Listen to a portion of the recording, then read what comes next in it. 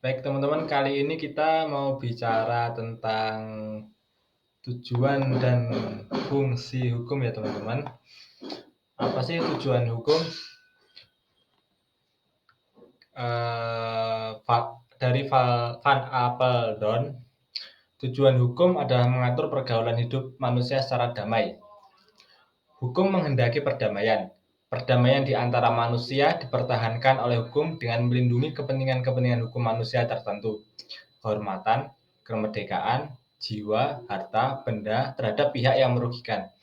Lalu ada juga pendapat Subakti. Tujuan hukum adalah bahwa hukum itu mengabdi kepada tujuan negara, yaitu mendatangkan kemakmuran dan kebahagiaan para rakyatnya. Hukum melayani tujuan negara tersebut dengan menyelenggarakan keadilan dan ketertiban. Lalu ada juga pendapat dari Aristoteles. Aristoteles menyatakan bahwa hukum mempunyai tugas suci, yaitu memberi kepada setiap orang yang berhak menerimanya. Anggapan ini berdasarkan etika dan pendapat bahwa hukum bertugas hanya membuat adanya keadilan saja. Lalu ada juga pendapat dari S.M. Amin yang mengatakan tujuan hukum adalah mengadakan ketertiban dalam pergaulan manusia sehingga keamanan dan ketertiban terpelihara.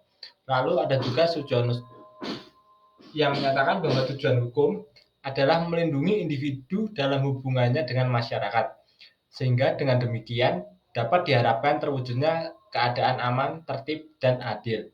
Lalu ada juga pendapat mengenai tujuan hukum dari Roscoe yang mengatakan bahwa hukum bertujuan untuk merekayasa masyarakat. Artinya, hukum sebagai alat perubahan sosial, tool of social engineering. Lalu ada juga dari Van Ken yang mengatakan bahwa hukum bertujuan menjaga kepentingan tiap-tiap manusia supaya kepentingan itu tidak dapat diganggu.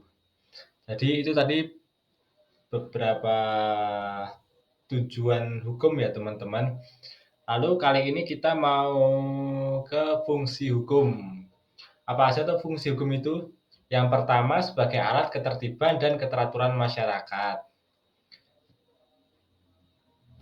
Hukum sebagai petunjuk tingkah laku.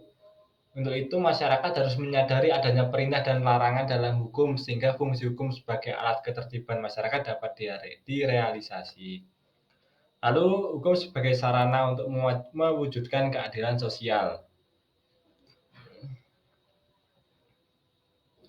Lalu juga hukum berfungsi sebagai alat penggerak pembangunan karena ia memiliki daya mengikat, dapat dimanfaatkan sebagai alat otoritas untuk mengarahkan masyarakat ke arah yang maju. Lalu juga sebagai alat kritik yang menyatakan bahwa hukum tidak hanya mengawasi masyarakat tapi juga untuk mengawasi pejabat pemerintah. Jadi itu tadi tujuan dan fungsi hukum ya teman-teman. Kurang lebihnya mohon maaf. Wassalamualaikum warahmatullahi wabarakatuh.